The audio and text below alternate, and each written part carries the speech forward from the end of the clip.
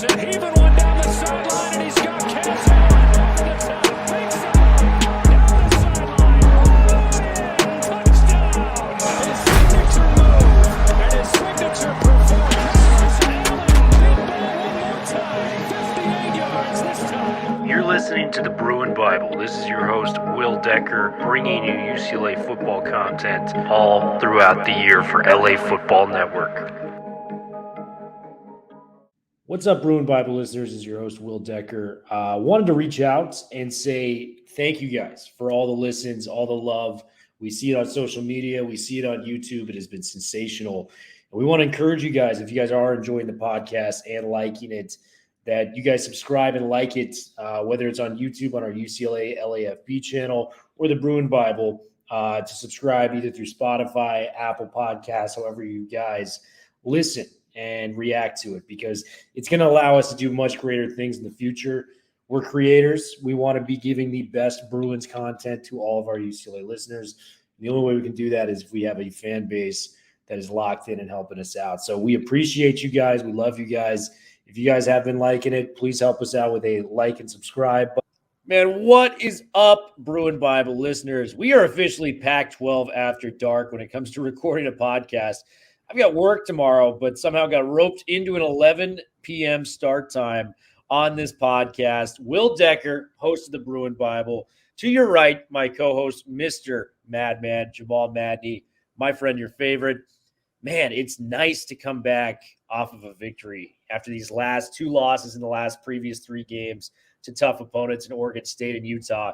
But, man, UCLA came out there and put on a great showing against Stanford. It was like watching a knife slice through hot butter, man. It was beautiful to watch. It was carefree. It was easy. The game felt like it was over, 5 to 10 minutes into the ball game. It was so stress-free and fun to watch. And that's where we got to start, man. Ethan Garbers. He had every right to essentially quit on this team after losing the starting job, after being the veteran. But, man, he swallowed his pride and he played phenomenally well. And, just 20 of 28 through the air, 240 yards, 2 touchdowns. Used his legs a lot, 8 carries for 51 yards were the final tallies. Scored on his first three of his first 4 drives, and it would have been 4 straight had Lopez's field goal not gotten blocked. So, he was just moving the ball at will. I know it was Stanford, but I was just so impressed given everything he's been through, given the way that he lost the starting position earlier in the year where you saw his confidence kind of just falter against Coastal Carolina in the opening game. I think this is a logical place to start, man. Talk to me about what you saw from Ethan Garbers and how effective he was in moving the offense for UCLA, leading us to a victory to get our season back on track. Well, absolutely. I think it's the ideal place to start. And first of all, I got to say thank you for obliging my 11 p.m. start time here tonight, Thriller. See, this is what happens when you ask an Indian to pick the start time on a Sunday night. This is what happens. You get the Bible after dark here. But I digress in terms of, I'm just so proud of Ethan Garbers. It would have been so easy for him to read the writing on the wall and say, I got beaten out by a true freshman 18-year-old. It's really not going to happen for me here. I'm just going to kind of go through the motions and mentally start preparing myself for transferring to another university next year. But no way would Ethan Garbers have it that way. Continue to come into the office every day, prepared, ready for his number to be called, and just a very impressive outing, Will. I think he's been the ultimate game manager in this particular ball game, which is exactly what UCLA needs moving forward, given that stout defense. And I think there's 3 elements here, Will, and you touched on a few of them, where he really shined. The first was, I think, the mobile element. You mentioned the 8 carries for 51 yards, and that does a couple of things. It preserves the quarterback as a running threat on the RPOs. And so defenses aren't just going to crash onto Carson Steele or TJ Harden or whoever the running back may be. They have to honor the keeper. And I think that allowed this offense to really generate momentum, particularly early in the game. But it also allows you, when you have a mobile quarterback, when things break down in terms of coverage, in terms of the pass rush, for you to roll out, buy time for either a check down or a better throw, or just scramble yourself and get some yards. So I think his mobility, number one, was a dimension that stood out. Number two, Will, was I think his willingness to check the ball down. When you look at the 20 for 28, the 240 yards and the 2 touchdowns, that's 8.6 yards per attempt, which tells you he's really looking at the underneath stuff. And he found it in terms of Loya. J. Michael Sturdivant was running shorter routes. He found Mataveo on the 1 touchdown. He found Habermill on about a 12-yard run that Habermill turned into a 45-yarder. He found Kyle Ford underneath, and Kyle Ford turned things around with some real nice yards after the catch. So I think his willingness to look underneath and really rely on that check down game to complement the running game, I think was absolutely significant. And then third, and most importantly, he was clean sheet in terms of turnovers. And this team was clean sheet, and that's what we were looking for. And so I think A, mobility, B, the willingness to check down, and C, protecting the ball at all costs. If UCLA gets those three things from their quarterback as just being a game manager, and you allow that running game to do its thing, and you allow that defense to be nasty, this is an old school type of team. Run the ball, play great defense, and then have timely quarterback play in terms of the right situations. And I think Ethan Garbers seems to be the perfect positional player right now for this particular team's identity. And, just how he was able to spread around the football. We had 5 players with 3 or more catches. That's the most we've had all season long. Getting involved, your Sturdivants. It seemed like he was kind of quiet, for a couple weeks there. 5 catches, 54 yards. The touchdown you mentioned. Had that beautiful manipulation with his eyes on that Hudson Habermill play that went for 45 yards. Kyle Ford, you've been talking about him for weeks now. He finally got the shine. He had a big-time play on that 37-yard completion to Kyle Ford. Loya was involved, as always, and Josiah Norwood with 5 catches. So it just seemed like he was just peppering the ball around. He felt like he was in total control of the offense, which is, something we just haven't seen. And it kind of takes you back to an alternative.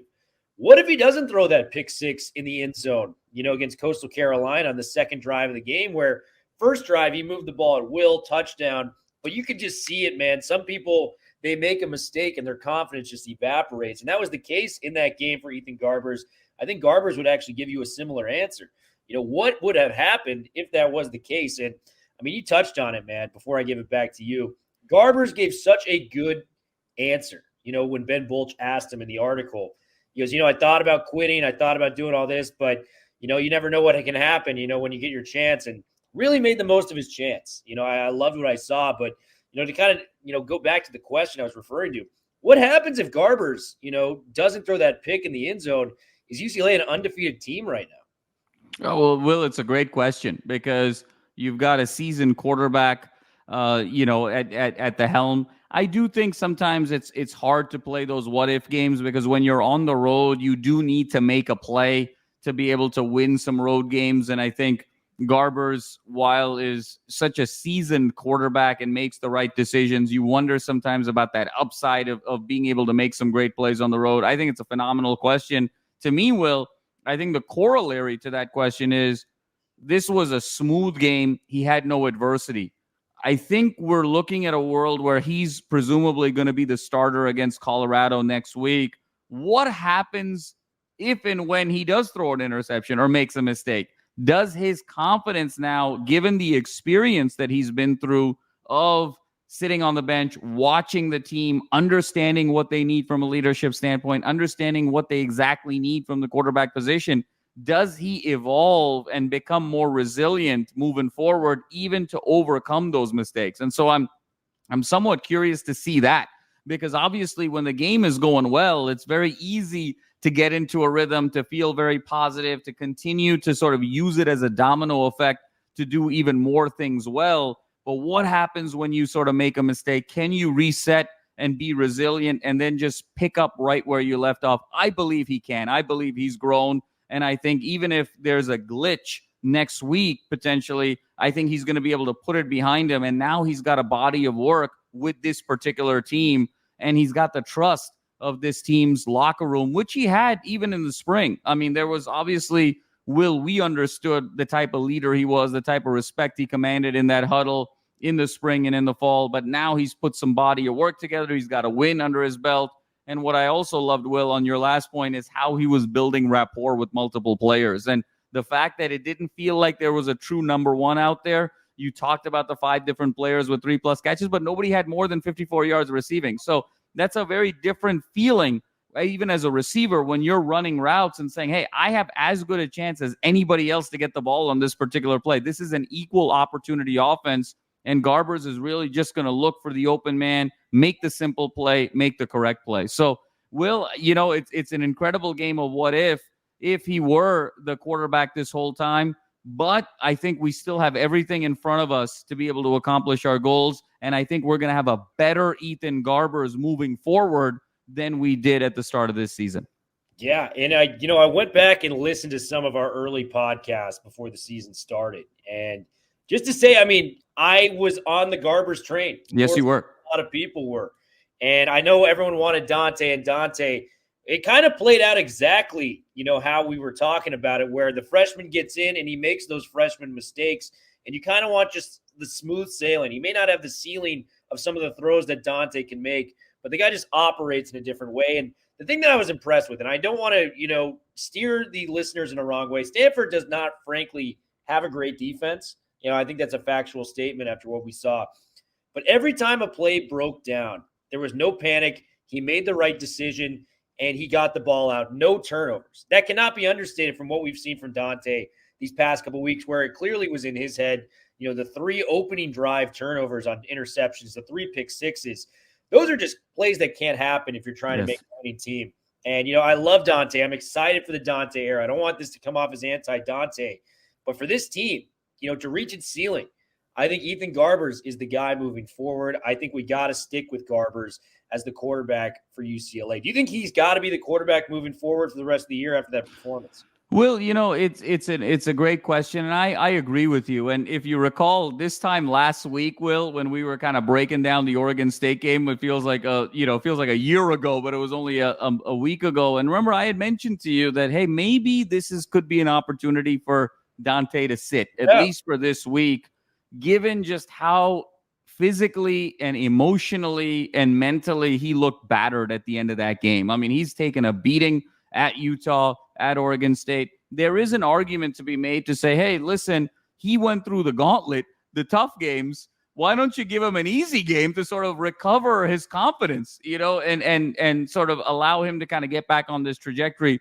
But I think Chip made the absolute right call, because I think Dante needs to recharge a little bit, build a little bit more endurance, both physically and mentally and emotionally, of this being his first college season. And I think this team needed a bit of a fresh voice, a fresh style of play, and a fresh signal caller. And I think given now, and I'm sure we'll talk about it, the larger implications of what's to come, and when you look at what's ahead in terms of this schedule, I believe the 2 toughest games are now behind them. They are in a position to be able to win out.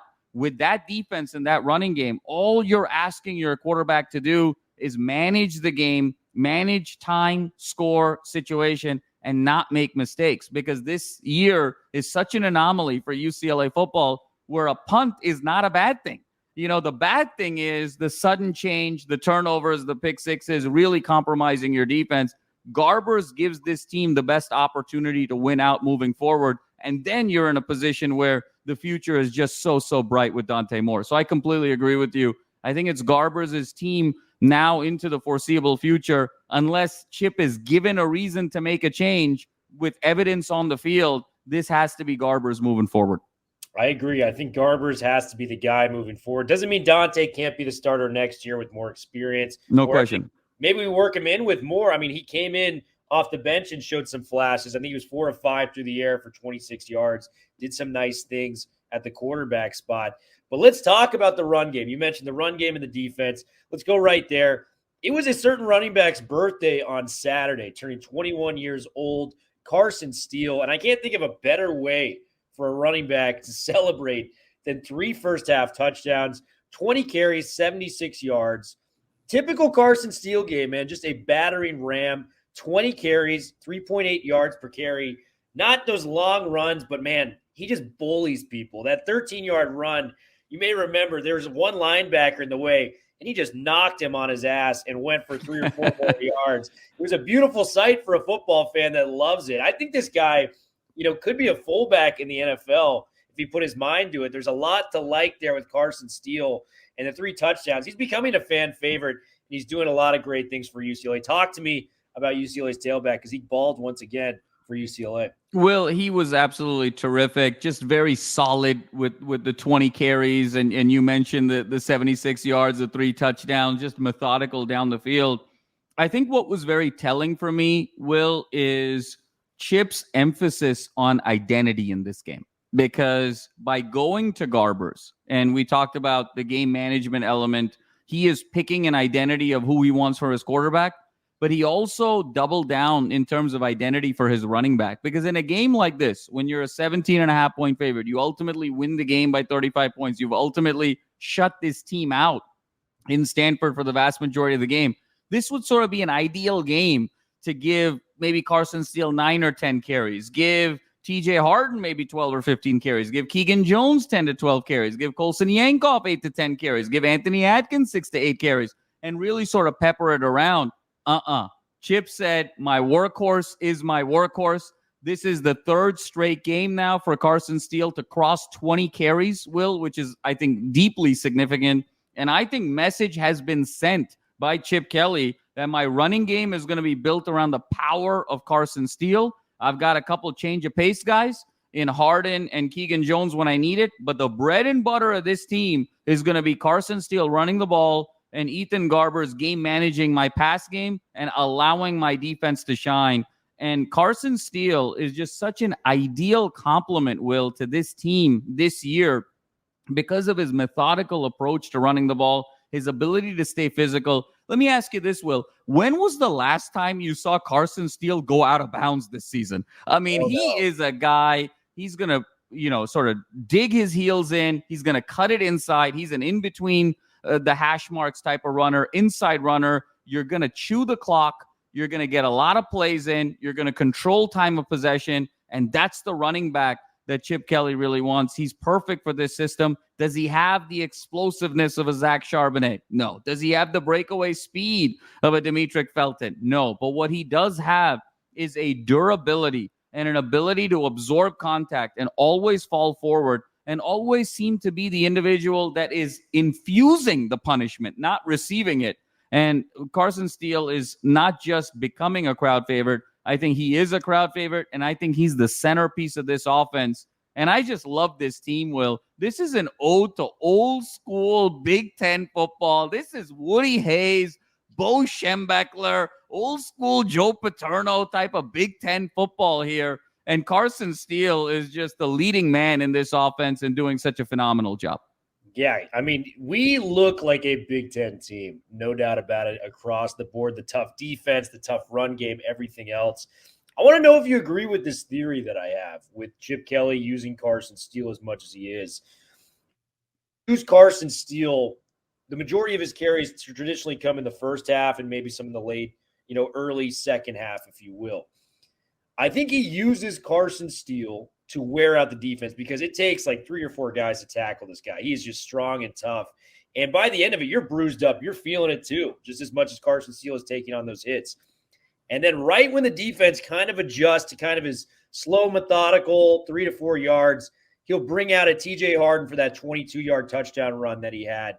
Or remember Keegan Jones when he had those 2 kind of breakaway runs against Washington State. Do you agree that there may be some strategy here with using Steele kind of as a slower, more methodical, and then right when the defense isn't expecting it, he'll bring in the top-end speed, and the defense has no answer for it? Well, I completely agree with you. And I think it's the thing that we were talking about since that Washington State game when we had Wayne Cook on. And remember when we talked about order matters. It's not just about running the ball. It's the order in which who runs the ball that really matters. And we talked that game about Steele being that first half, that first part of the game thumper to then open things up for TJ Harden to hit that home run. And that ended up being, of course, the Keegan Jones game as we have coined it. I totally agree with you. This is all about wearing down the defense with tremendous body blows. This offense resembles a great Rocky film where Rocky's in there against Ivan Drago and going body blow, body blow, body blow, and just enduring the rounds. And then by 12th, 13th, 14th round, that opposing defense is so worn down with the body blows that they just cannot get their arms around these speedsters. And when you change the pace of the game, they just lose contain in terms of angles, and it's just such a sudden jolt. And I think this thunder and lightning combination, where it's thunder first, then lightning, I think is the recipe for success for UCLA. And I also thought, Will, it was fitting that he didn't play Keegan Jones against Stanford because he knew he didn't really need him. And so I think he's really keeping Keegan Jones in that back pocket of, this is my guy that I'm going to find 5 to 7 touches for over the course of a game, but he's going to be my game breaker. Obviously, Harden's going to come in, be the change of pace with a smooth running, but I got 5 to 7 plays. You know, old school Michigan brought Charles Woodson in for 5 or 7 plays to be that home run hitter. These great defense. Dion used to come in with the Cowboys and the Niners, 5 to 7 plays to kind of turn up the offense. And I think this is what that Keegan Jones role is going to be when you wear down this defense with steel and then you bring in that change of pace. I couldn't agree with you more. Yeah, Keegan Jones, man. Still would like to see more of him. Didn't even get a touch last game. It was tough to see. I love Keegan Jones, so maybe saving him for a big role this upcoming weekend when Dion comes to the Rose Bowl. That's going to be a lot of fun out there in Pasadena. Last point I'm going to bring is the defense, man. Defense has been special. You know, and per Ben Bolch's article he just put up, we're giving up about 14.9 points a game through 7 games this season. That is the fewest amount of points per game we have given up in over 30 years. It is 1988 was the last time we'd given that up. And we talked about our, pregame players of the week. And one player that we both touched upon was Gabriel Murphy, man. It was 2 sacks, 2 tackles for a loss. Latu had a sack fumble turned over by a holding call. And then he goes out and sacks again the quarterback for Stanford and Ashton Daniels. Defensive line's been special this year. 7 tackles for a loss. Front 7 is about as good as I can remember as a UCLA fan. Talk to me about this defense, because there's a toughness, there's a relentlessness that we just have not seen under Chip Kelly, and it's really making the difference for UCLA this year. Will, what I love about this defense, and you've talked about it, toughness, there's a discipline, there's a physicality, there's a willingness for contact, there's a willingness to get your hands dirty and really make terrific plays, both vertically as well as horizontally.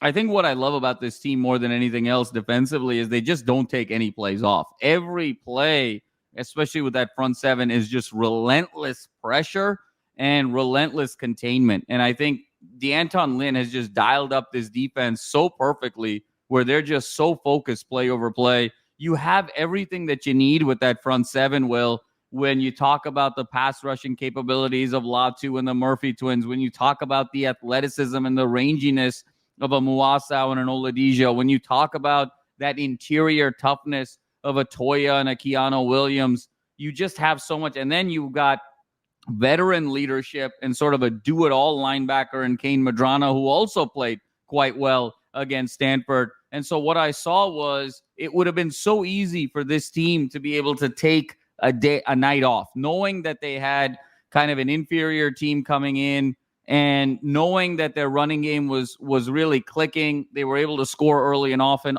Many times you see a heavy favorite give up some points, give up some yards because they don't want to risk injury. They don't want to get banged up in a game like this, but not UCLA. I mean, to be able to pitch a shutout deep into the second half and really ultimately only give up 7 points, it just shows the pride that they take in their craft, that 14.9 points per game allowed really means something to them deeply. And giving up as few yards as possible means something to them very, very deeply. The ability to get an interception. Our man Humphrey came through again with a terrific interception late in that game, means something to them very deeply.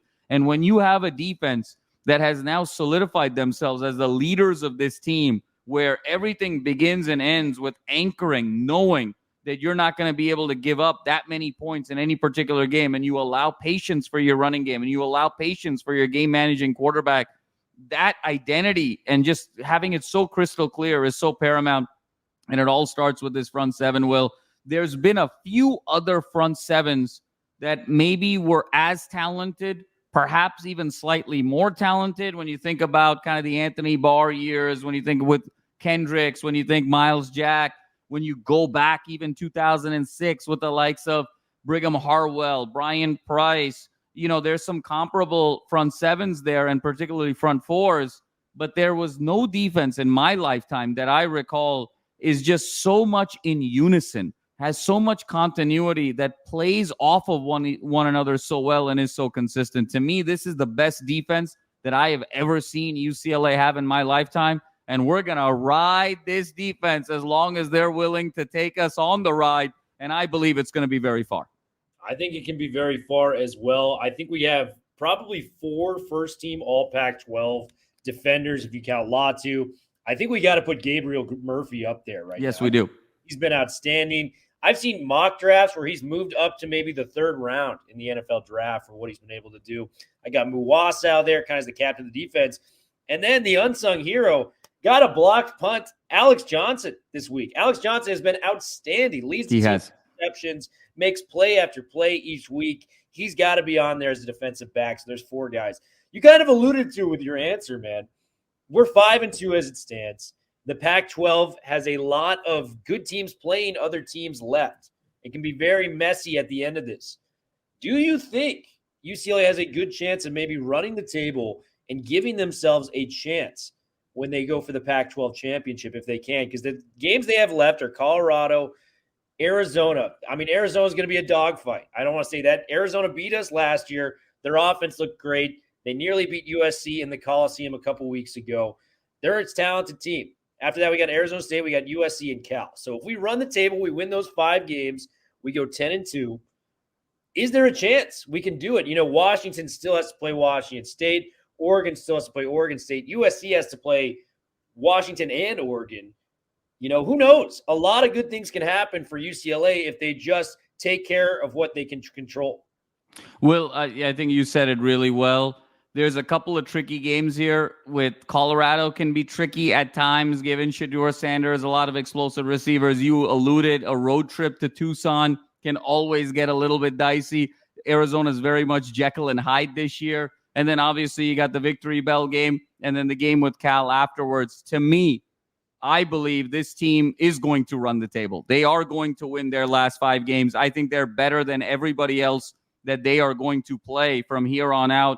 I saw USC basically get punked by Utah, Will, and this is a team that is soft. So I think UCLA has to come in with the right mindset to say, we are the better team. We are the more physical team. We have to impose our brand of ball, and it's about getting Garbers ready for the ebbs and flows of having a rivalry game on the road. But to me, Will, when you look at this Pac-12, it's about a 4-horse race right now, today. When you think about Oregon, Washington, Oregon State, and Utah, and when you look ahead, all 4 of them have to play the other 3 with some permutation. It begins this upcoming week. Oregon is going to Utah. The game day crew with ESPN is going to be there. This is their 3rd trip to the West Coast for game day, representing the Pac-12. There is going to definitely be a scenario where we are going to have multiple 2-loss teams in this conference. There's probably only going to be one team that's going to survive this gauntlet, either being undefeated or with 1 loss. And so I just love so much where UCLA is right now. The national attention is all on what Penix can do, and right now what Caleb can't do, and how Dan Lanning and Bo Nix are going to respond. And what Oregon State, being the Cinderella without having a conference, can they win the conference and sort of become America's team? There's all of these storylines around these 4 teams. And all UCLA needs to do is keep their head down, put one foot in front of the other, and just take care of their business. Fly under the radar. Even in Los Angeles, all the storylines are about USC and what they are and what they aren't. And they have a Heisman Trophy winning quarterback and a $100 million coach. And all of the things where they've underachieved, and this guy's a lion, and this guy's a sheep, and this guy's a choker, and this guy's not a competitor. And all of these things are going around, and all UCLA has to do, they're in a perfect position. keep your head down. Just keep working. You have the horses in the stable to get to the dance. If this team goes 5-0 the rest of the way, gets to 10-2, gets to 7-2 in the conference, I believe they will have the conference tiebreakers necessary to get that number 2 spot and make it to the Pac-12 championship game. And what a fitting story it would be where the team across town has all this high-priced hubris, and in the year when they were supposed to be the greatest team in America and a team that was going to win the national championship, no question about it, that it's the good guys. It's the other guys from Westwood, the school with the values, the school with the pedigree, the school that does everything right is going to steal the Pac-12 championship from them all. I believe in my heart that can happen, and I know this defense does too, and I know Chip Kelly does too, and now it's just a matter of putting 5 games together. And boy, oh boy, this Bruin Nation fans deserve it so much, and we're going to get it. Wow, it's 11:35 on a Sunday night. I feel like I could run through a wall right now after hearing that. UCLA fans, the season is far from over. We've got more than enough on our plate to have a chance to crack at the Pac-12 title game. Will Decker, Jamal Madney, we're signing off for the Bruin Bible here on Sunday nights. We will be back this week with a game preview. Stick around for more. UCLA is back on track, man. It's a beautiful sign, and we wish you guys nothing but a great start to your week. Talk to you guys soon, and have a great rest of your evening.